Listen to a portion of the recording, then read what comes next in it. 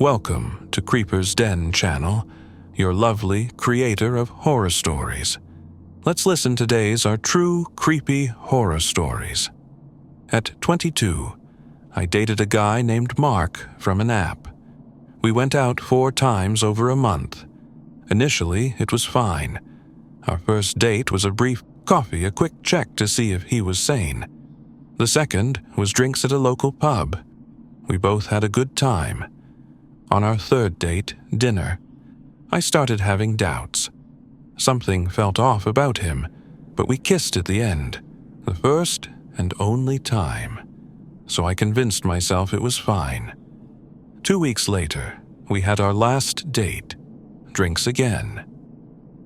This time, I was less enthusiastic and noticed some odd behaviors. His mannerisms were unsettling, almost creepy. He drank too much and got overly affectionate, trying to kiss me at the bar. I hate PDA, especially in crowded places. I rejected his advances and said I was tired, hinting we should leave. He paid, and we left. Walking to our cars, he abruptly asked if we could go home together.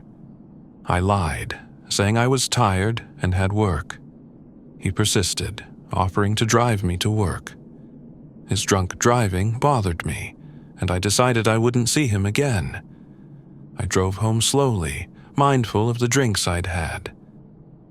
I was alert, checking for police, which might be why I noticed the same car behind me after several turns. At a stoplight, I recognized Mark's car. I texted, "Are you following me?" He quickly replied, "Yes, just making sure you get home safe." He wouldn't answer my calls. It was unnerving.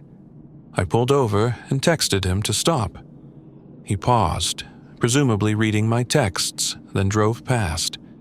He didn't reply until I was in bed. "Hope I didn't freak you out. Sorry, I got drunk. Next time, something low-key, like dinner at my place." I didn't respond. The next morning. "Oh, no. Is the vibe dead?" I waited before replying. "I had a great time, but our personalities don't mesh. I want to focus on myself." Then came the furious texts. "I don't understand. You led me on for 4 dates. Pay me back for half of everything." Other messages included personal insults, so I blocked him. I thought it was over, but then the anonymous calls started. I ignored them until he finally stopped. The following day, while my parents were out, I found flowers and an apology note from Mark on my doorstep. He knew where I lived. He thought it was romantic. I found it terrifying. I texted a final warning. "Stop contacting me and never come near my house or I'd get a restraining order." I kept him blocked. I was wrong about it being over. One night, I was home alone in my loft bedroom, the highest point in the house. I woke to sounds downstairs. I listened carefully and heard a door open upstairs. I knew no one was home. I hid under my bed and texted my family asking who was there. I heard noises from another bedroom, then my door opened and footsteps climbed the carpeted stairs. Silence at the top. The room was carpeted, so I couldn't hear movement. Then the drawers beside my bed opened. I muffled my breathing, heart pounding. A male voice muttered, "God damn it!" It sounded like Mark. I stayed still, praying my phone wouldn't buzz. He rummaged through my dresser, then sat on the bed. I saw the outline of his shoes through the bedskirt. He sat there for minutes, then stood and muttered, "Fucking bitch." He closed the drawers and left, his footsteps fading down the stairs. I called 911, whispering. I stayed under the bed until an officer arrived. I let him in and recounted everything. Officers searched the house. Every window was unlocked, including a large dining room window, big enough to crawl through, though it was hidden by a bush. I gave a statement, and they left. My parents returned the next day, already informed.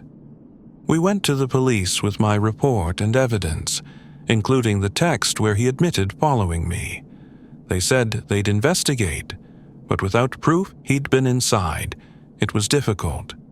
The case stalled due to lack of evidence. I got a restraining order and was warned not to accuse him or contact him. He thankfully didn't contact me, but I remained uneasy until I moved out, always fearing he'd be lurking outside. Even now, I worry he might find me. A note claimed a surprise waited under my brother's Cadillac. My mother found nothing, but the car mysteriously died afterward, forcing my brother to sell it. The note's author, let's call him Ethan, then began harassing me. His friends pressured me to date him, and I once glimpsed him snapping a picture of me as I walked home. He texted me every morning, saying things like, "Looking forward to seeing you," or "You'll look amazing today." His pursuit intensified, terrifying me, especially since he now knew where I lived. Summoned to the guidance counselor, I hoped for intervention. Instead, she dismissed it as typical boyish infatuation, advising me to feel flattered. At the time, I naively agreed. Looking back, her response to a sixth grader facing harassment was appalling. My mother, understandably enraged when I recounted the conversation, accompanied me to the principal's office. She demanded action, asking what they were waiting for, but they remained silent. My mother forbade the counselor from speaking to me without her present. The school, as far as I know, never disciplined Ethan. He walked free. One weekend night, while my parents were out, I heard something at my second-story window. Not a bird strike, but repeated thuds. My stomach lurched when I pulled back the curtain and saw Ethan below, clutching rocks. He'd pinpointed my room. He was about to throw another when our eyes met. I retreated, bolted every lock, and then found 4 messages from him.